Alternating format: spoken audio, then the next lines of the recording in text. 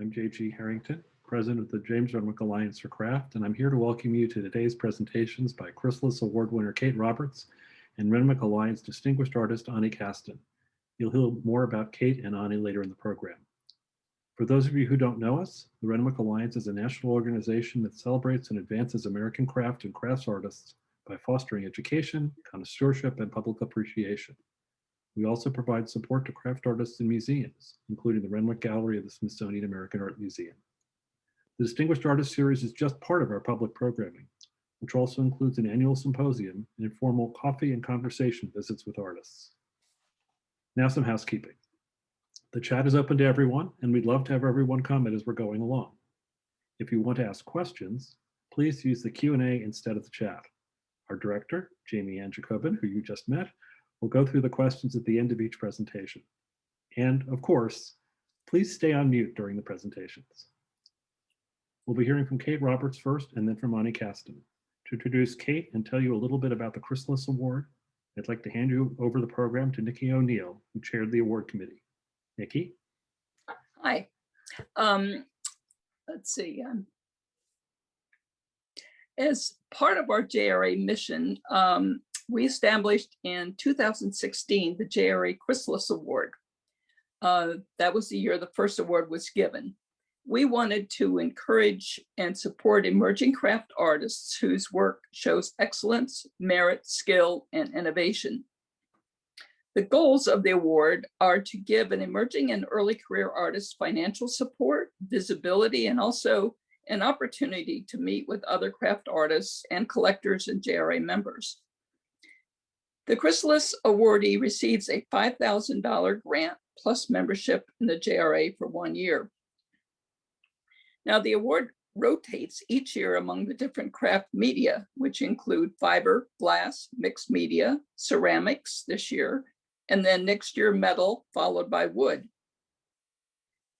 The applications for the award in this year's ceramics category were reviewed by a panel of distinguished jurors. I want to thank you very much, sincerely, Michelle Erickson, Cass Johnson, and Ibrahim Saeed for your thoughtful evaluations of over 100 applications. This year, due to the generosity of JRA members, we were able to waive application fees and in addition, award 3 $1,000 awards of excellence and 5 honorable mentions. So I'd like to show you first the awards of excellence. Can we have the slide for Eliza Al?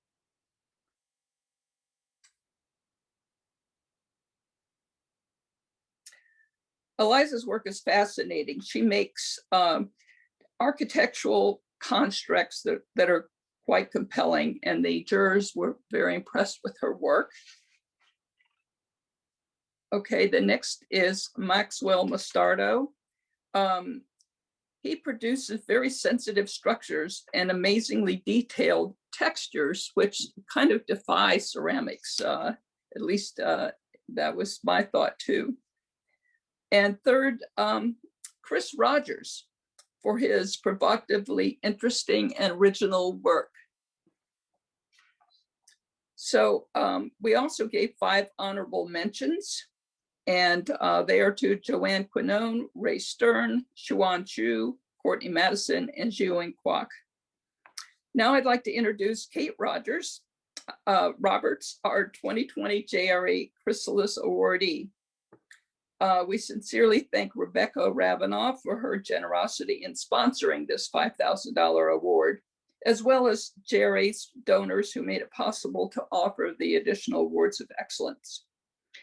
Kate received her BFA from Alfred University in 2010 with a major in ceramics and minors in art education and art history. She has traveled extensively and completed residencies and internships at art centers throughout the world. She received a Master of Fine Art from the Ceramics New York State College of Ceramics at Alfred in 2015 and is currently an assistant professor at the University of Memphis. Congratulations, Kate, and we look forward to hearing your talk. Thank you so much. I really appreciate. So I don't know if we're going to go to the first slide. of the lecture. I'll just, before, as they're getting the slides up, oops, hold on one second, need my notes. Before I get started, I just want to thank the James Renwick Alliance and jurors for this honor. Thank you for highlighting work that's part of the expanded field of clay. And I also want to congratulate Eliza Al, Maxwell Mostardo, and Chris Rogers, whose all of our paths have crossed in different ways over the years. And it's nice to see this wonderful cohort that the Alliance awarded. So today I'm going to talk a little bit about practicing vulnerability in my work and how I do that. So next slide. I grew up in the southern part of the United States where I was surrounded by a lush and bountiful landscape, very similar to the series of southern landscape photographs by fellow southerner and photographer Sally Mann. It is an environment that embraces the viewer, much like the Spanish moss in the photograph, but at the same time is hauntingly visceral. I believe this is due to the area's humidity. It causes the pace to be slow, nearly stagnant. Time does not move in a linear fashion, but is suspended. As Southerners, we live in suspension between myth and truth, between appearance and reality, between life and death, and between the past and the present. And in my work, I try to find that similar moment in between, creating work that teeters on the edge. I fell in love with the material of clay at a really young age. It's just dirt, but its ability to be manipulated into anything has kept my attention. The medium walks the line every time we put it in the kiln, or lately for me, leave it unfired. It's become for me the perfect medium to find that moment in between. Next slide. In preparing this talk, I thought about moments when I have had to pivot, to rethink what I make, how I make it, my responsibility to it, etc.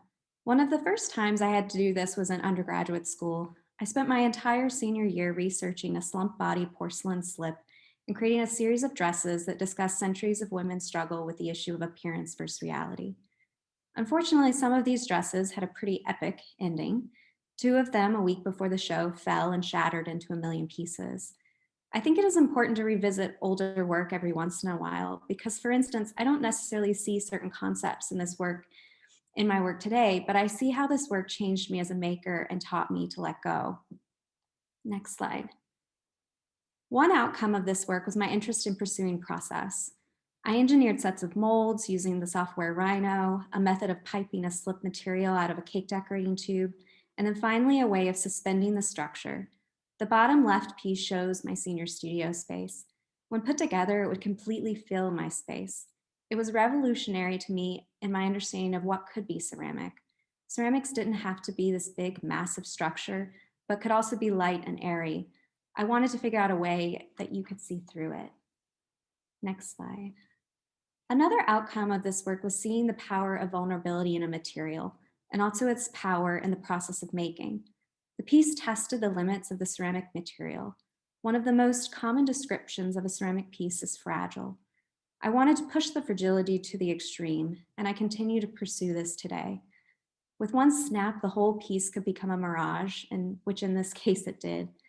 I see vulnerability as the way I can challenge this medium of ceramics to be relevant and stay relevant. For I find relevance in failure just as much as I do in success. Side note, I still have at least one meltdown in making a body of work, but I've learned to walk away and sleep on it. The events that shaped my BFA thesis were pivotal in how I approach making.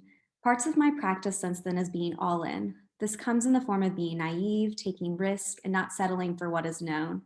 Every time I begin a new piece, I like to pretend it's the first time I've touched clay. I try to be vulnerable.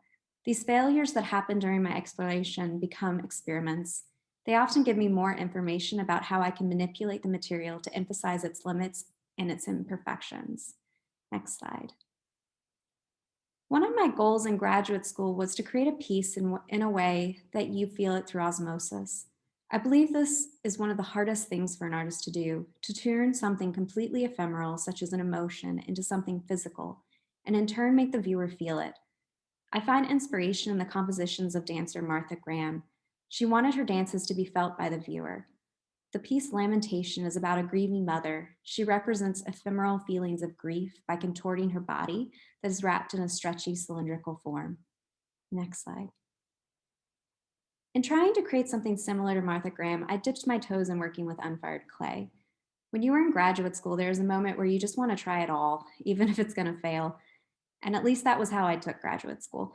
In the piece Containment, fiber dipped and slip overlays a reclining figure, much like a blanket draped over a form. The hollow form is suspended by what once was. Though the fiber preserves the shape underneath, its unfired state alters the shell's inherent quality of permanence.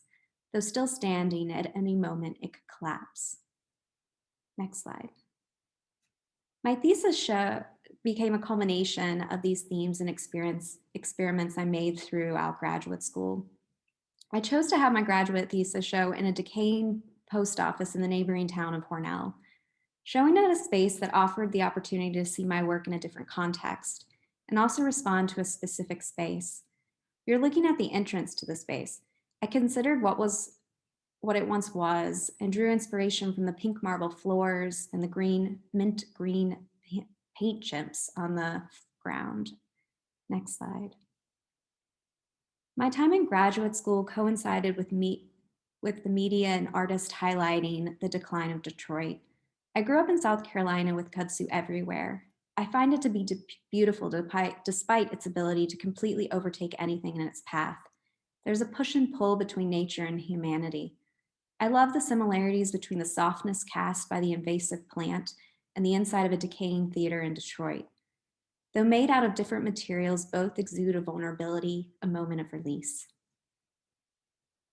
Miss Havisham's beauties were inspired by this observation. In the entrance of the post office, I placed a series of topiaries. These were also inspired by a vase of dead flowers that has traveled with me from studio to studio. Over time, the remnants of the studio have gathered onto the dried petals. Webs have stretched from one surface to another. Next slide. Topiaries are iconic of palaces and mansions. By altering their appearance with accumulated fiber and slip, it's a reminder for me that nature does not discriminate. Items symbolic of wealth, status, and grandeur are not safe from nature's wrath. The fiber hangs and wraps itself around the flowers and vase, trapping remnants of life. I studied the surfaces with an intense desire to understand how they became what they are. The floor of the largest room was uneven due to water damage. With that in mind, I created puddles that appeared to be slowly moving in one direction. A single light referenced the moon. I used pieces of debris collected from my studio to prop up the surface, as well as suggest a sense of movement. As people walked around the pieces on the ground, there was a tension in the air. One misstep and the stillness could cease to exist, and then what is underneath would be revealed. After graduate school, my work took another pivot. My studio practice has been dedicated to understanding the limits of clay and its many stages, from dust to wet slip to unfired. During graduate school, I began to add unfired elements to pieces. However, the final product was primarily fired. Though the pieces were fragile, they were missing a direct material investigation and impermanence. I started building in this way as well because I was interested in the possibility of arriving to a site with a toolbox of materials and building a piece in situ. Past gates were built in my studio and transported to their final location. Gate to Nowhere was commissioned as part of the 15th Parcours Ceramique Carouge in Carouge, Switzerland. Built in the Hall de la Fonderie, a building in decay and set for demolition, the piece echoed the circumstances of the building as it was suspended between life and death. Prior to beginning a gate, I often research gate designs within the area they will be installed. This gate was inspired by a gate at Lake Lugano in Switzerland. I took the title for my piece from the nickname for the gate, Gate to Nowhere. They are built using fiber mixed with porcelain slip, slowly built upon fishing line. In making these large installations, I've enjoyed the ability to make decisions not just intuitively, but instantly, to be able to respond to each mark in the moment, and for their temporality to keep each action from becoming too precious and in turn being more fresh. I'm able to explore the vulnerabilities in the material of clay in its unfired state as I build with fiber dipped in slip, The weight of the material naturally makes a line droop, echoing a feeling of submission. I see openings where pieces break apart in shipping as spaces for the viewers to pause, contemplate, or enter once again into a space in between. One of the very reasons I began working in unfired clay is the understanding that at the very end of the exhibition, the suspended porcelain would be cut down and recycled with the hope that its material would be reused to make more pieces. Ultimately, each piece's life during an exhibition hangs somewhere in the balance and somewhere in between. Gate to Nowhere was displayed for 1 week, where at the end of the exhibition, it was cut down.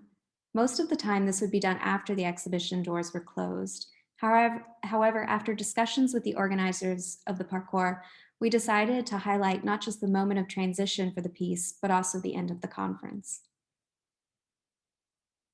This is the most recent gate I have created as part of the Korean and International Ceramic Biennial in 2019. Every time I make one, I like to have a new set of guidelines for myself.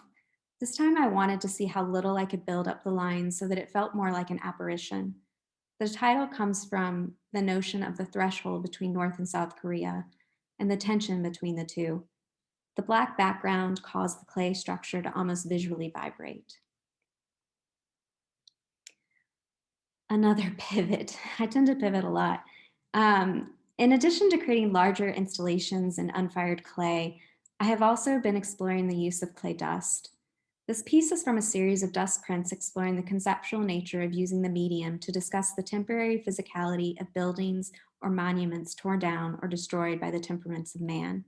The images become distorted and ghostly through the process of screen printing with porcelain dust.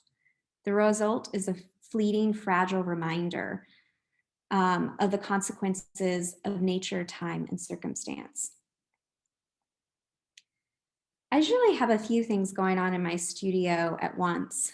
While completing larger installations, I like to have smaller experiments started.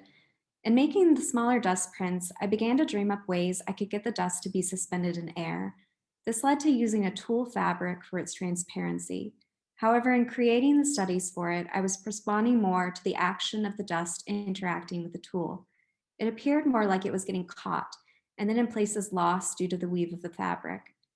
The tulle fabric became a sieve or filtration device for the dust. The observation, and this observation led to the series Walking on Ghost. Walking on Ghost was created for an installation in Seattle at Gallery for Culture. I was drawn to this gallery in particular because it had remnants of the past inhabitants in the building. Sections of the tile floors were left from a former grocery store, as well as patches of ornate ceiling tiles. Seattle is also a city that's terrain is constantly changing, with older buildings being torn down to make way for taller ones. This piece explored the concept of a changing landscape. As one image began to recede, another was emerging as the clay dust passed through the round sieves. The title Walking on Ghosts came from Cyprian Gallard's quote in an interview called New Romantic. In conversation with Jonathan Griffin, he says, "I see buildings falling in Glasgow. I see rubble. I ask myself where that rubble goes. I discover that it's crushed and then used to build new pedestrian streets. So people are walking on ghosts of tower blocks." The image of a dissected column became another moment of fragmentation that could act as a metaphor for change, impermanence, and device for reinterpretation. I've recently begun taking into the account the site in which a piece will be installed. I researched not only the physical site itself, but the surrounding areas. My father-in-law grew up in Pittsburgh, and we often have conversations about how the loss of the steel industry negatively affected the economy of the area, but positively improved the air quality environment I drew from these conversations in creating the installation laced in the town of Braddock outside of PA. I continue to explore the use of tulle fabric through this kind of accordion-like filter.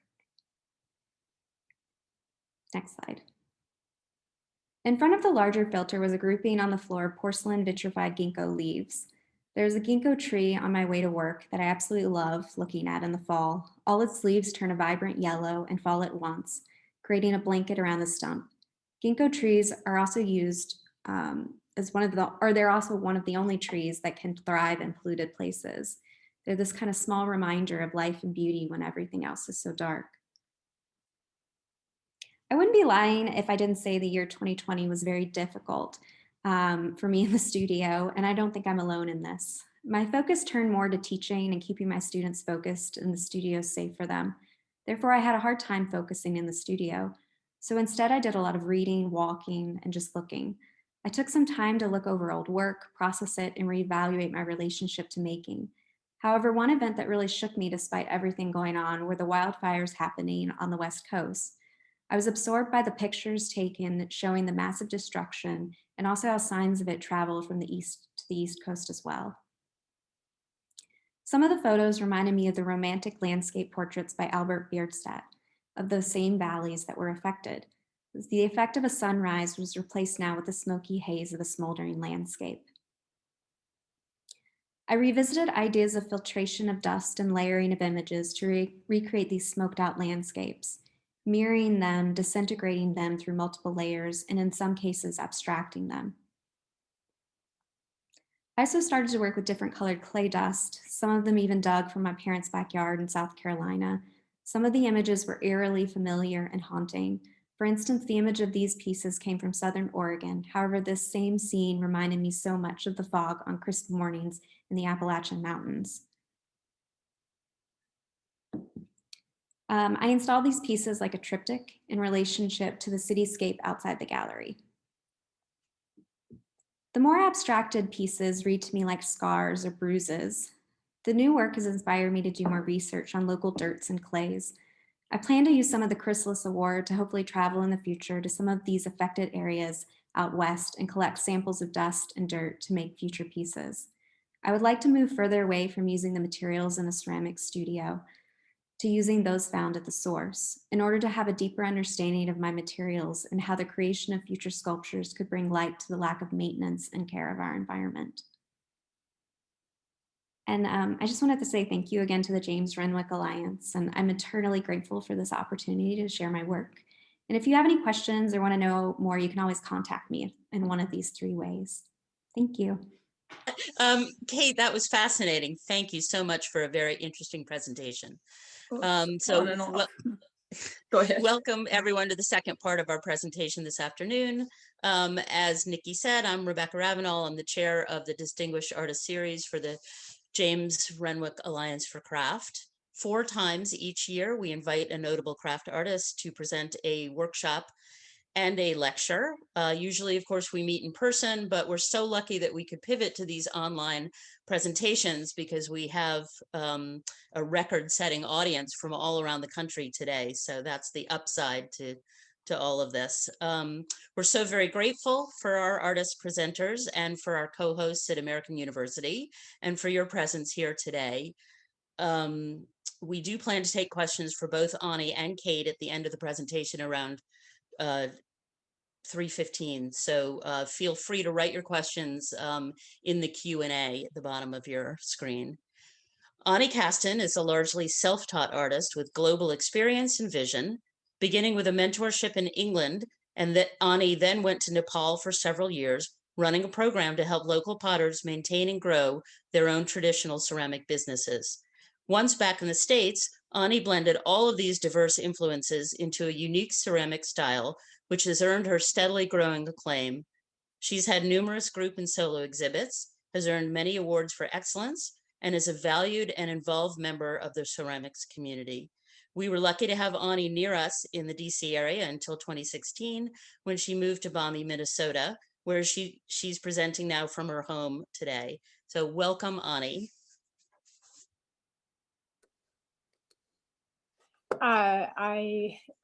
Okay, here we go. Start my video.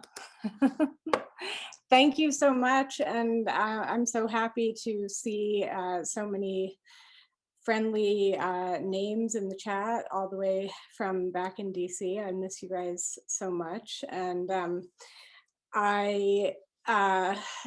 this is my home that you see behind me. For those of you who were able to attend yesterday, got to see my studio. And I just want to say that Kate's talk was so fascinating and so beautifully formal and well constructed. And my story, much like how I arrived in a career in ceramics, will be much less formal. So I hope to just tell more of the story of how I came to work in clay and the things that have inspired me along the way. A big reason for my interest in clay came to me through travel and connecting with people in other countries who work in clay. And this has been sort of a fun talk to think about over the last few weeks because of the fact of being housebound for the past year. So with the first few slides, I'm going to take you to my beginnings in ceramics, which were in Western England. We can go to the first slide, actually. Yes, okay. So I began working in clay in 2000, and I have a very unconventional history with clay. I didn't attend any university or formal schooling for ceramics, and instead I went to this beautiful sheep farm in the West Midlands in a small village that I think only has a church and a few houses called Bishop's Castle in Shropshire, England.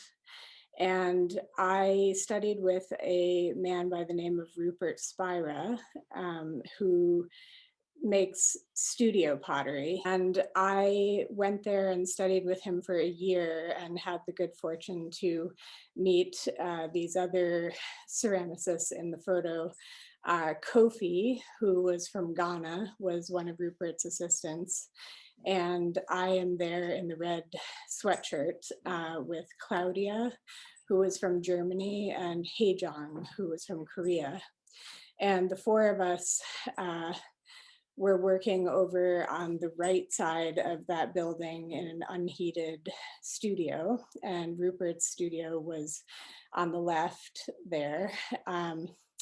And he, the apprenticeship was very sort of traditional, much like people would apprentice with a master in Japan.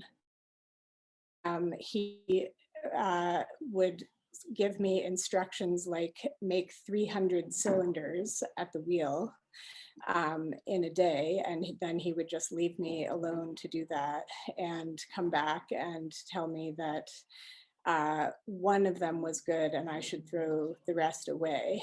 And so through studying with Rupert, I got a really practical and very intensive ceramics training that was largely just me working things out in the studio. I did a lot of glaze testing for him, which meant making hundreds of glazes.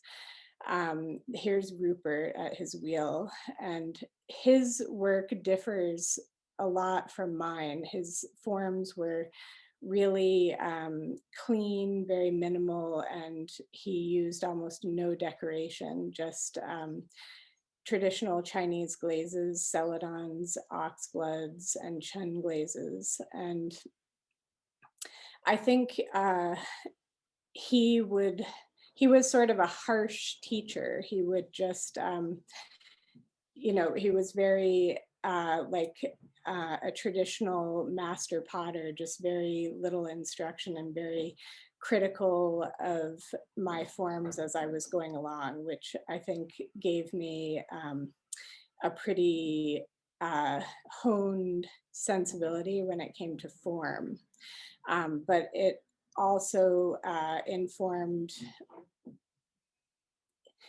So this is a photo of a group of bottles that I made after studying with Rupert.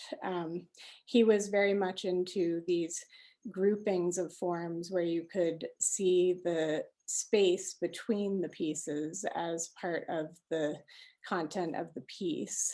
And that was something I explored early on in my work, when I was still grounded in studio pottery. Next slide, please. So after my training in England, I had the opportunity to go to Nepal, and there's a village outside of Kathmandu, about 7 miles outside, called Timi, where they have made pottery for 500 or more years.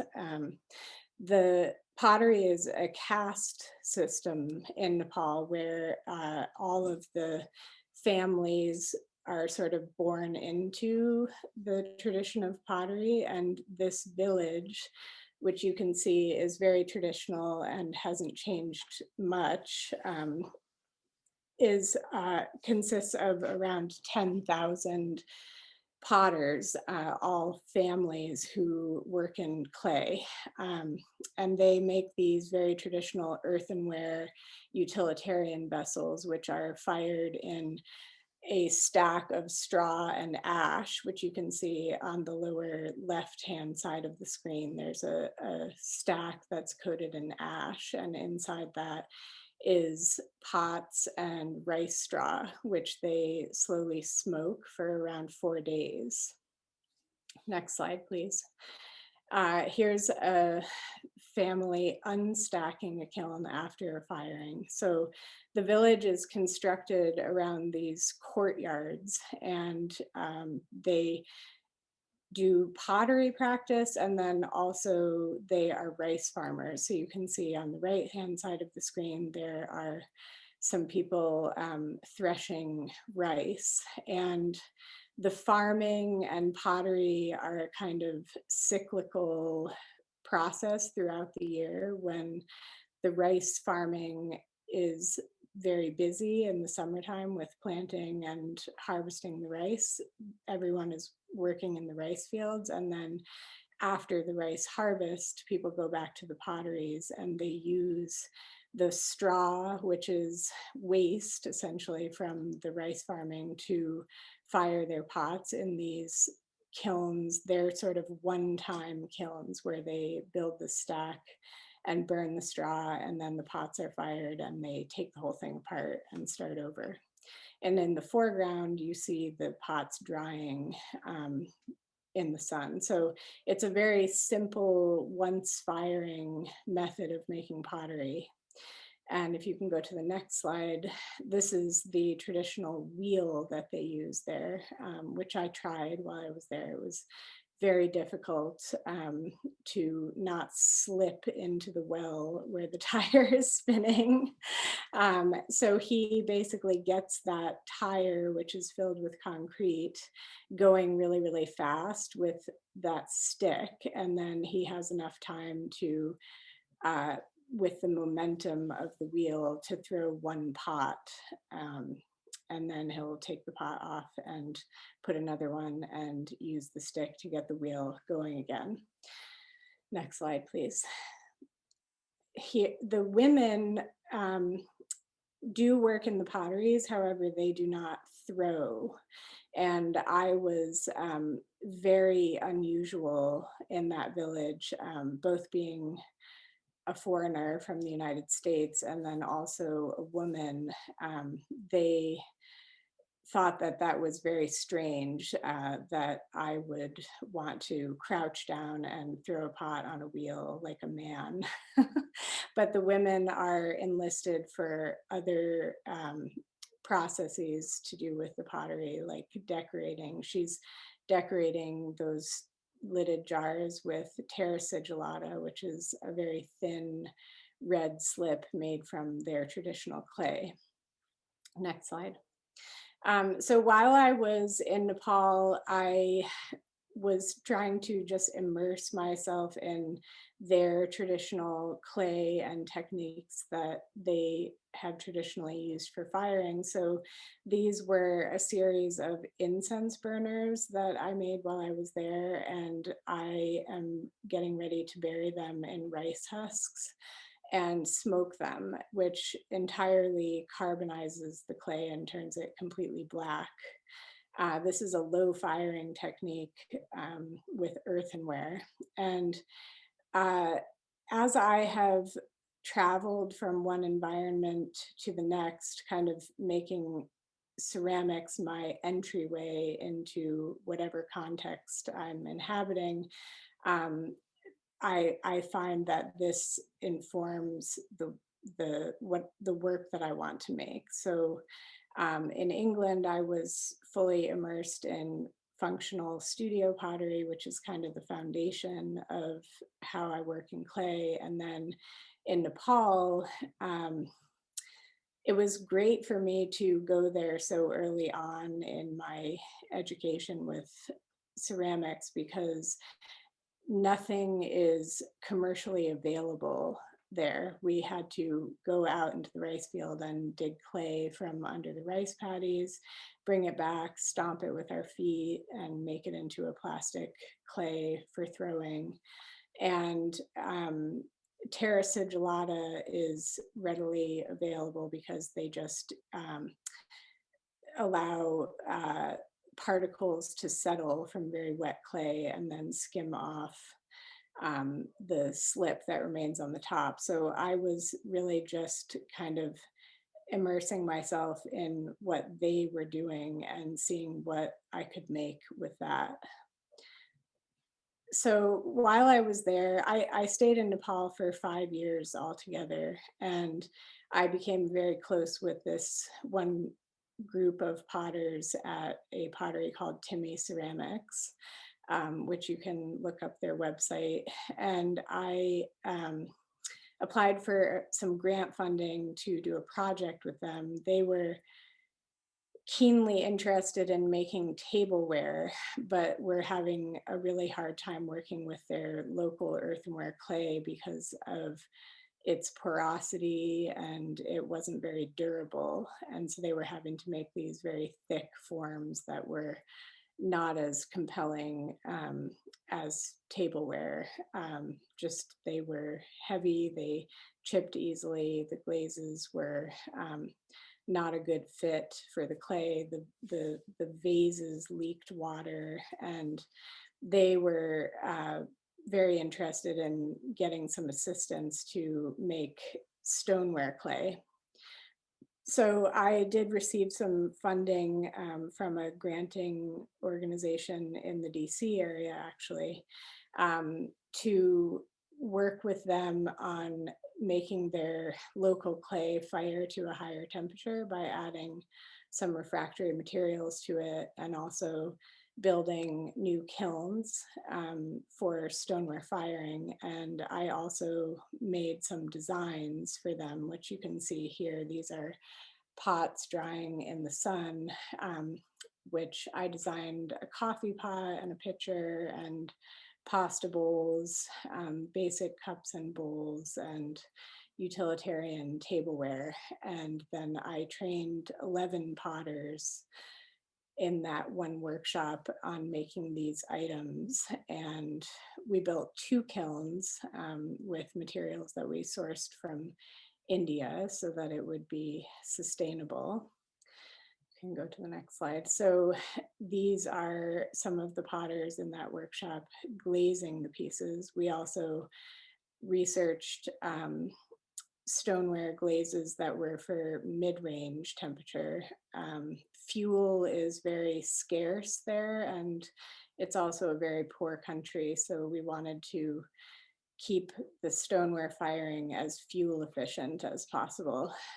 They used oil to fire the kiln, which was another experience that kind of reinforced this approach that I've had for a long time of just kind of making do with what you have where you are, which plays heavily into the work that I am currently making. So this was one of our first glaze firings in our stoneware kiln that we built. And it was, as you can see, a really beautiful, successful firing. So I worked with those potters for on that project for 4 years, and I also had my studio in their workshop. So I worked very closely with them and kind of made my own work alongside of running that project. And they are still making these items to this day. I left there in 2000, at the end of 2005. So these are some of the dinner plates, salad plates, and side plates that we made in 3 sizes. And tea and coffee sets, teapot with matching cups. So that was a really wonderful formative experience that has stayed with me all these years. And this slide looks like it could come from Tibet or Nepal, but this is actually taken in Maryland, which was one of my next stops. After Nepal, I did relocate to the DC area. Next slide, please. And I became a part of the really amazing project run by Margaret Boozer, who you can see over on the right, who is a great mentor and friend to me all these years since I first ended up at her studio, Red Dirt Studio, which is a sort of art incubator, as she calls it. It's a great place for someone to arrive at who's kind of maybe finished with school, but thinking about starting a career and not quite connected to the right people or ready to make the full jump into a career in art. And Margaret helps a lot of people get to where they want to be with their career, and she certainly helped me. And so this was a photo of us in 2008, I believe, where we did a collaborative show in Pittsburgh for the NCECA conference, the big ceramics conference that was in Pittsburgh that year. We made The Myth of Permanence as the title of the show, and this was an installation of bottles that I made for that show, along with a wood bench and railroad tie pedestal. And my time at Margaret's was really kind of distilling my experience in England with studio pottery, and then those several years in Nepal, and trying to transition from making functional into something that was much more interesting to me, a more sculptural trajectory for my work. Although I have all my adult life kept vessel making sort of at the center of my practice. But Margaret, working with Margaret and some of the other artists at Red Dirt did sort of open my mind as far as incorporating other materials, found materials, and again, this idea of working with what is at hand to kind of manifest ideas with my forms and groups of forms in conversation with one another. So this was a bottle forest. And then there you can see some of the other artists' work who were part of Red Dirt. There's J.J. McCracken over on the right, and a very beautiful large Laurel Lukashevsky sculpture of coils hanging in the middle. Next slide. This was one of my first boat forms that I made while I was at Red Dirt, which I have made many iterations of boats all along the way. I think that might be because I grew up on Nantucket Island by the ocean, and water and boat imagery is kind of cellularly infused in my vocabulary.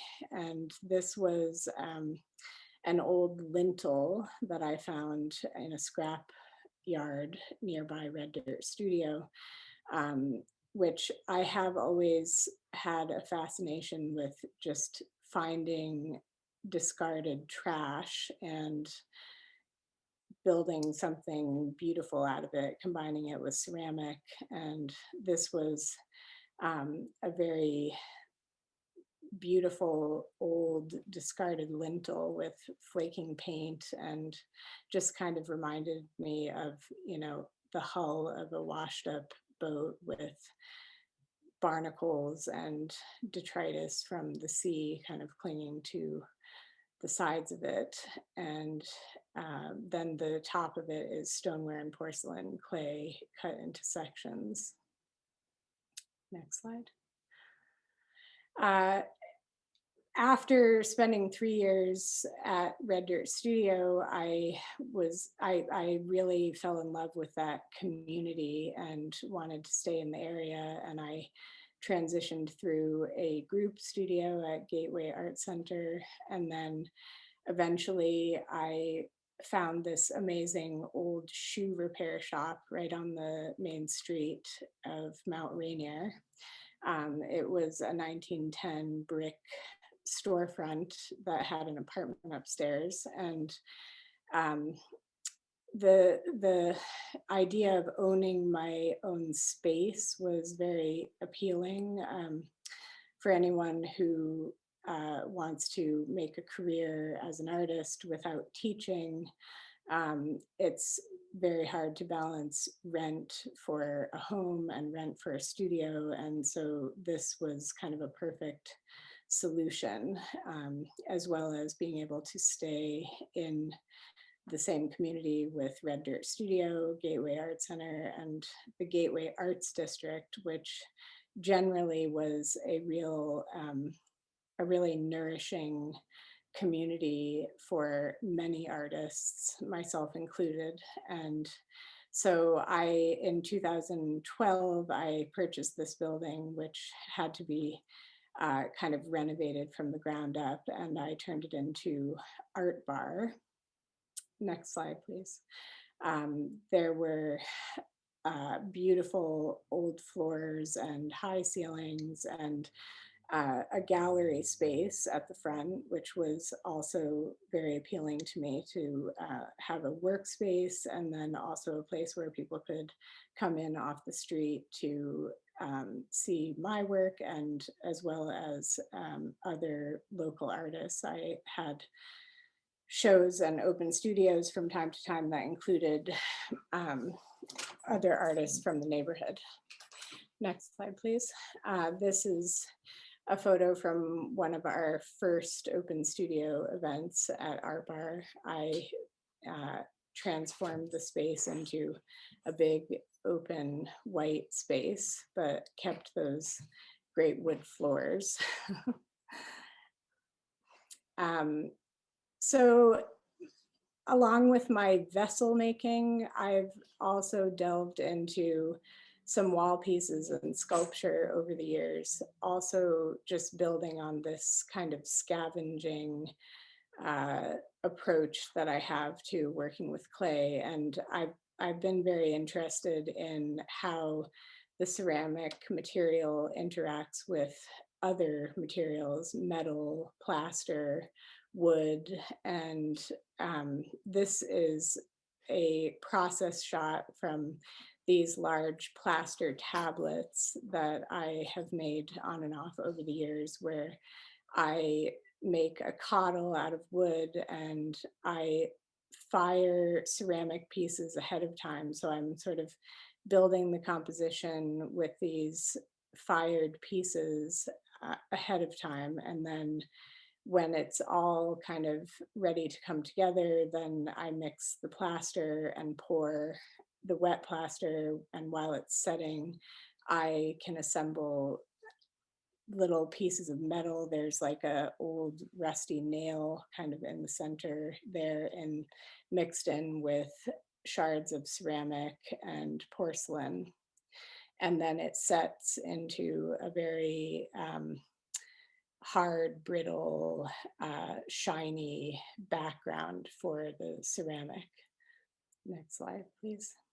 This is the finished piece of that.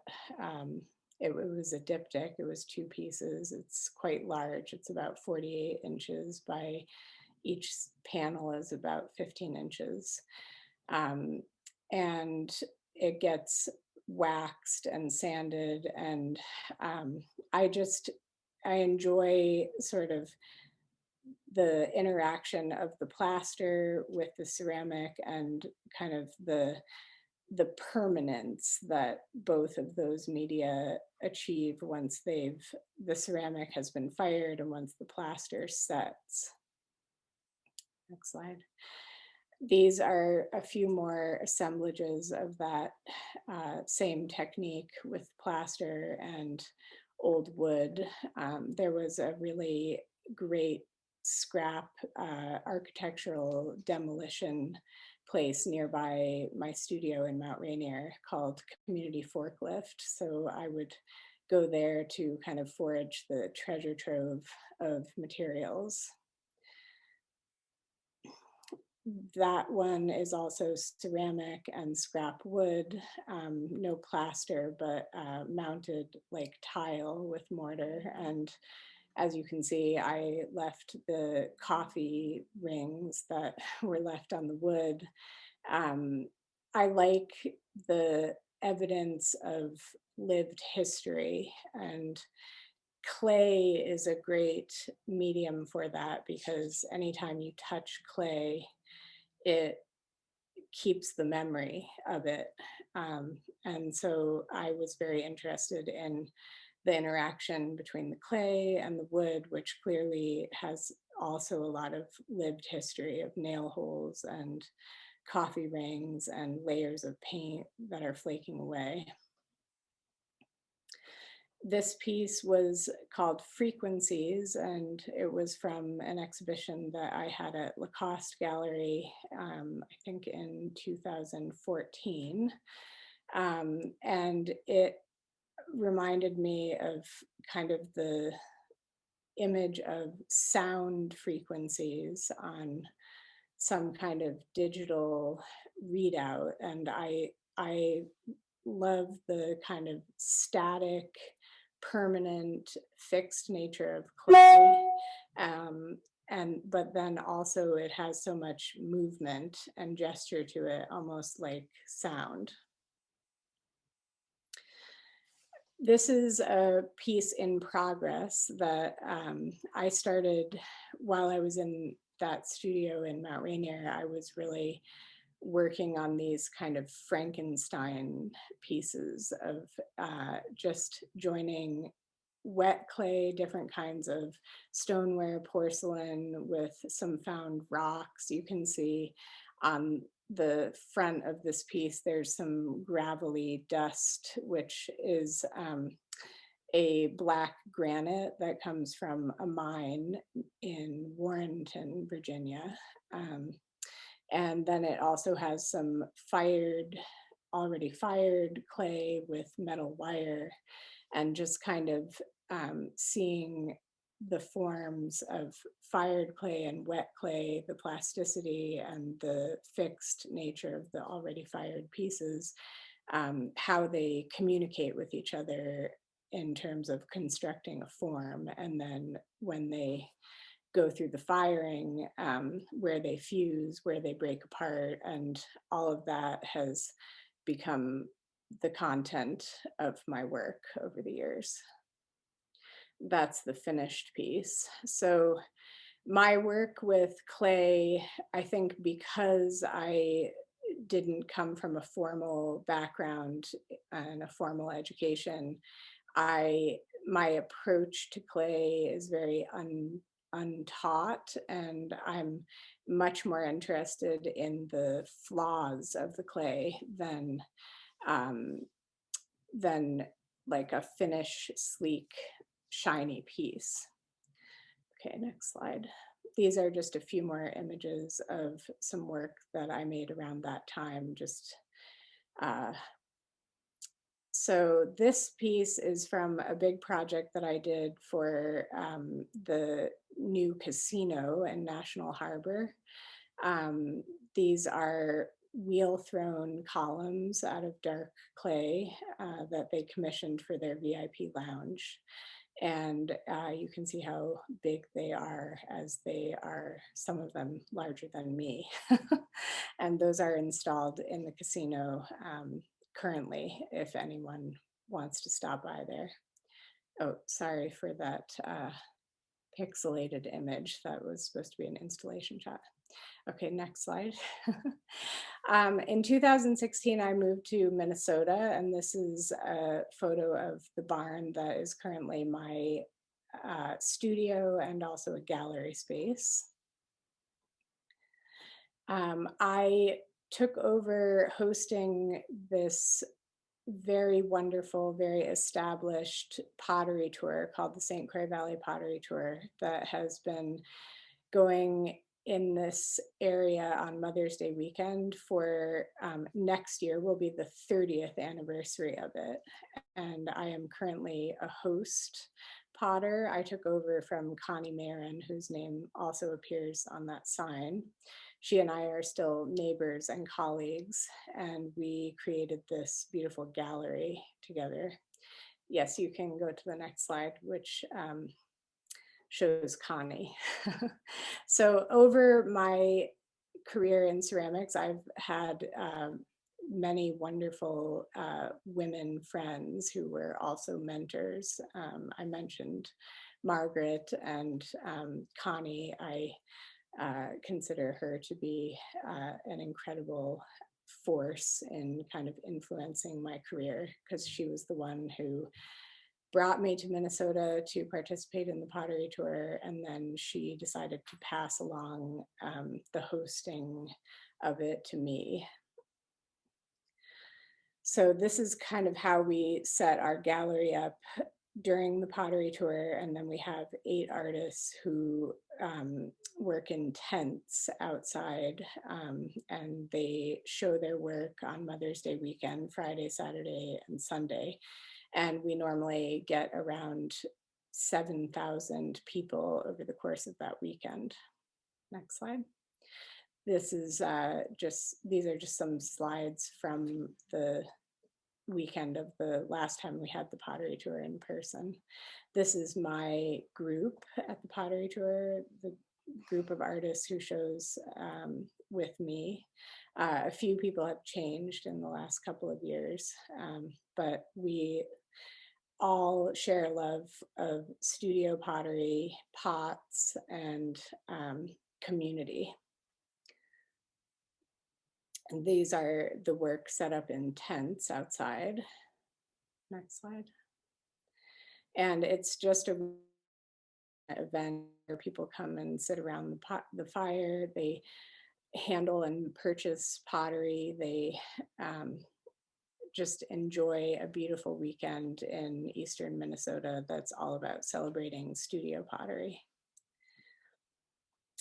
This is a view inside my studio. So I started out as a studio potter with my apprenticeship, and I kind of expanded into sculpture and work for the wall, while keeping the thread of vessel making going. And coming back to the St. Clair Pottery Tour does sort of feel like my work has come full circle in a way, because one of the tenets of the pottery tour is really an emphasis on studio pottery. So I do try to keep one foot in vessel making and pottery, although I still do enjoy using other materials and making sculpture and wall work.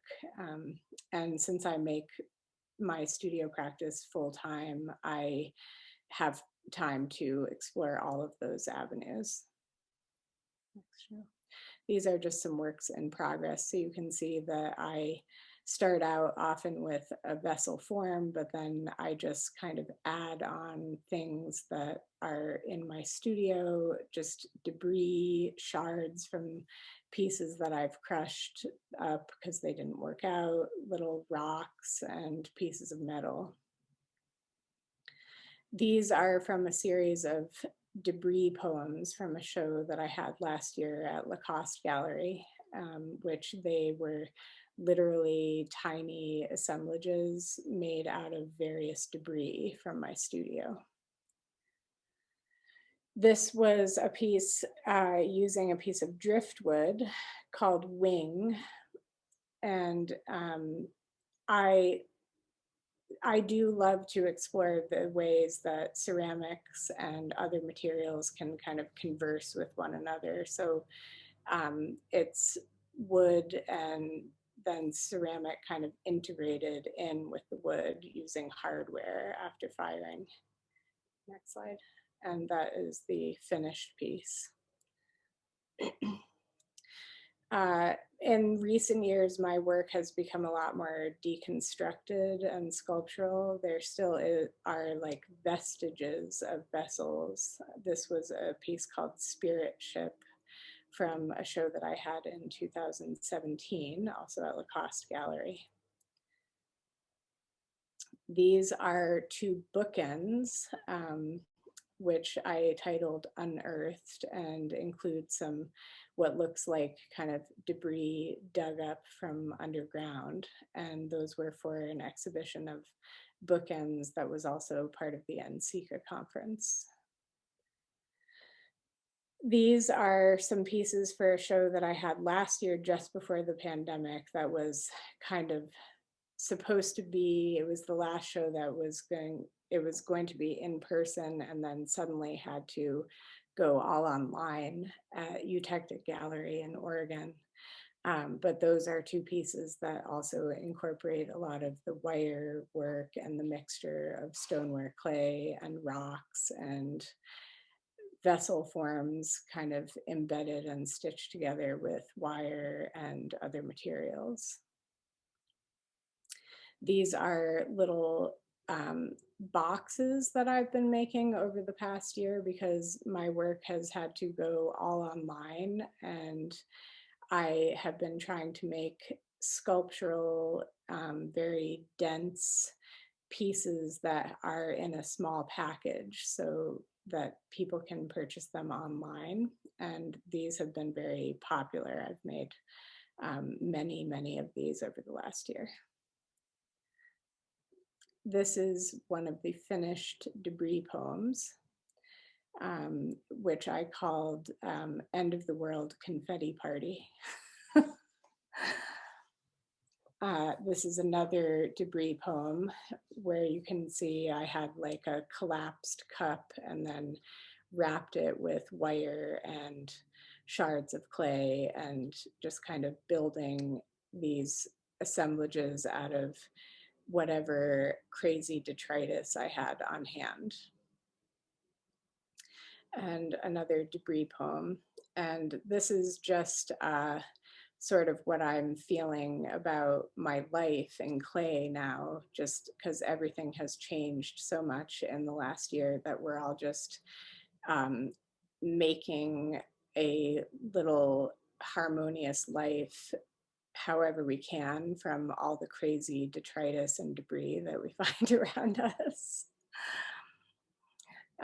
This is a vessel using stoneware and then porcelain. I really do enjoy also mixing the different types of clays. A lot of people think that stoneware and porcelain shouldn't be combined because they interact adversely, but I am very interested in getting to the crux of the adversity and just kind of watching it play out. This is a very recent piece that uses driftwood and also the mixture of clays, and I'm really interested in the cracking away and the kind of, to me, the conversation between the clays and the different materials is really reminiscent of human relationships and, you know, how we deal with conflict and adversity and try to have harmony in our lives. Also a very new piece. Since I've been in Minnesota, I guess it's very wintry here, very snowy, lots of ice and white and very bright, clear light. And so I've been craving color, and color has been really making an appearance in my work in the last few years. Just layering and layering glazes and slips and pigments on top of each other, and creating a sort of painting of texture, color, and form. This is a tea bowl, which I make a lot of tea bowls. I'm very interested in these kind of traditional forms in ceramics, tea bowls, cups, bowls, and it's also like a very small palette for me to explore big texture and color. And this is a large vessel, a stoneware throne vessel with a sort of belt of porcelain wrapped around it. And this is a throne vessel also with some woven stoneware clay kind of breaking off of the traditional vessel form, and also handles. I love foot rings, handles, lugs, all of these elements of studio pottery that I like to be very playful with and kind of invert. And you'll see these elements in my pieces that you might recognize as a handle, but it's very playful and not what you might expect. So thank you all for tuning in and let me know if you have questions. Wow. Ani, thank you so much. There were so many interesting observations and arresting images in your presentation, and I really enjoyed seeing how fully you immerse yourself in every community that you're involved in. So yeah, thank you for that. We are going to take questions for both Ani and Kate right now, and some of you have been posting in the Q&A and possibly the chat. So Jamie Ann and Emily are going to facilitate some of those questions now, and if you have more as we go, type them in. Yeah, thank you both so much. I think it's wonderful to see the overlap between your work, and I think Kate, you would have a great time with Margaret Boozer, and Ani, you might have a great time with, Kate, and there's just so much wonderful overlap. But we did get a few questions, and I'm just going to go through them at random. So Ani, one of the questions we had was about your work in Nepal and how you arranged that work and how you got there. So I originally traveled there with my husband, who was doing PhD research.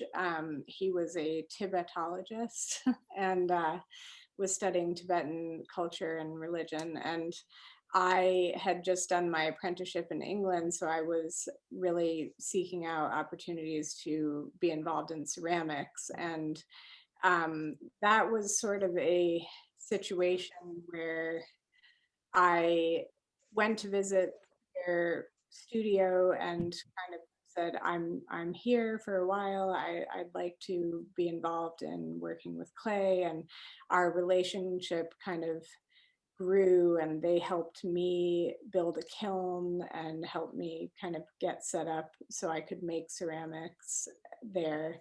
But then it became clear that they had some needs that I might be able to address. They wanted to start working with stoneware, but they had no idea about, first of all, the technical aspect of it and also the funding. And I just thought, well, I could probably help with both of those things. So I did manage to find a small granting organization to apply for some money, and they gave us an initial installment of funding that was for 2 years, and we did some of the work, and then we applied again, and she was very excited about the project and thought that it was really cool what we were doing, so she gave us another installment of funding for another 2 years, where we built a second kiln and built a website. And there was also some provisions for kind of fair wages for the potters, and just to kind of improve the general well-being of that community. But it was a very tiny project. I mean, I was one person and I applied for this very small grant to work with this one workshop, and the idea was more like a seed project, like something that could be emulated on a larger scale. Yeah. So, Kate, maybe you can tell us a little bit about your international exhibits and how those kind of came about, because you've done 2 kind of gates internationally now. Sure. Well, the first gate that the one that I made in Switzerland, they actually contacted me, which was great. And they had, I'm not quite sure how they had found my work, if they had just like looked up unfired clay and then they found something like that. But that work actually, that it happened at the same time that a conference was happening, and that happens every year. And I believe that year it happened to be in Switzerland. That was like an international ceramics conference. And so while it was there, some people who were then judging the Korean biennial saw that piece in person.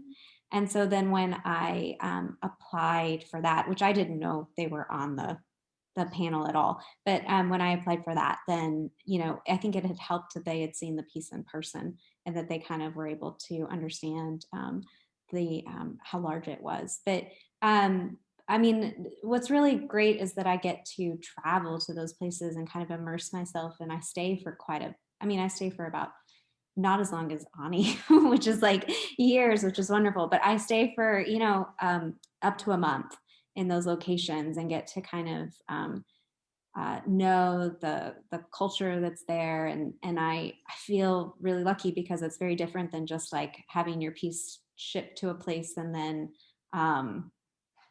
just going for the opening or something like that, where I get to actually kind of learn about that space and that place before. So I feel really lucky that that's happened a couple of times.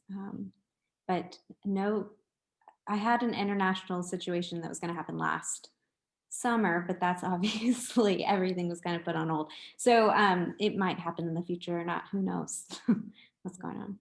Yeah. So we have another question that was directed at you, Ani, but actually I think it applies to both. So it's about motivation for working in ceramics and inspiration. So if you wouldn't mind starting, Kate, just about, you know, how you originally were interested in ceramics and how you came to the field. And then Ani, if you can answer the same question after. Sure. I've actually been working in clay since I was in high school, but I luckily, like, I grew up in the upstate of South Carolina, so I'm really close to like Asheville and kind of those areas of North Carolina. And my parents were really huge into clay and ceramics, and kind of it was always around our house. And I took a class in high school, and then I just fell in love with the fact that I got to play with dirt all the time, that I got to kind of like and I would say like probably a lot of the earlier work was much more pristine but now I really like digging into it a lot more. And so my inspiration, I tend to not I don't think it comes, you know, it doesn't necessarily come from ceramics, you know. I'm kind of like mining spaces outside of that, you know. Sometimes it'll come from painting, or sometimes it'll come from just like the kind of location that I'm at. But it changes based on, you know, while there I moved every 2 years, and so, you know, every 2 years it felt like there was a dramatic shift within the work. And this is my first place that I've stayed for a long time now. This is going on 3 years, which just feels like a lifetime at the moment, but it's, but this is, I plan on staying in Memphis for a while. So, I'm curious to see kind of like what also not being a nomad anymore and kind of staying in one place, what that will start to do.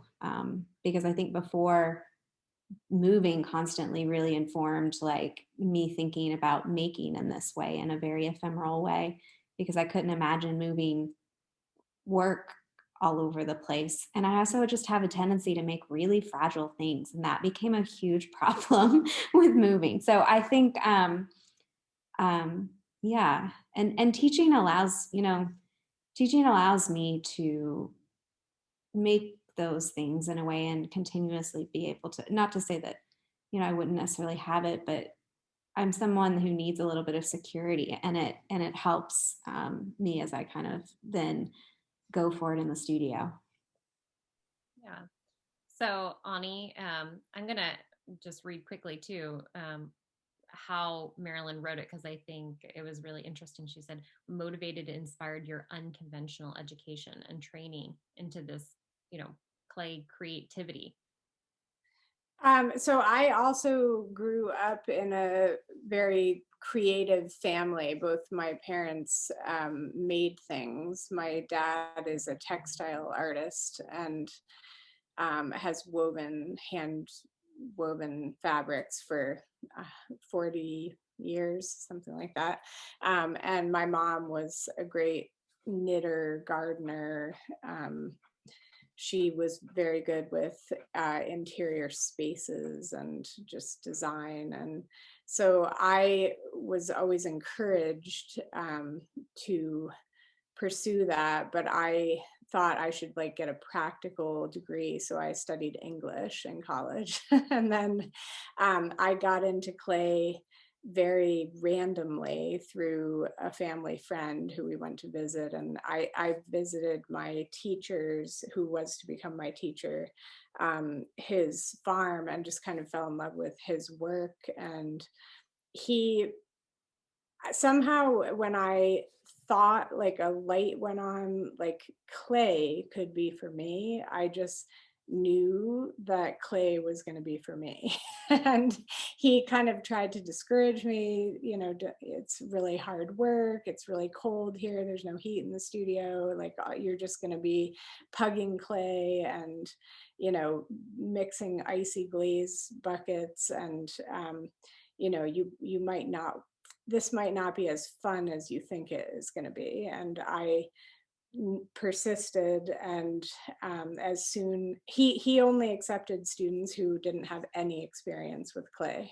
So I had no experience in clay until I went to Rupert's on the first day, and made all those terrible cylinders, and I just touched clay and like knew this is what I want to do with the rest of my life, which it sounds like a fairy tale or something, but that is actually how it happened for me.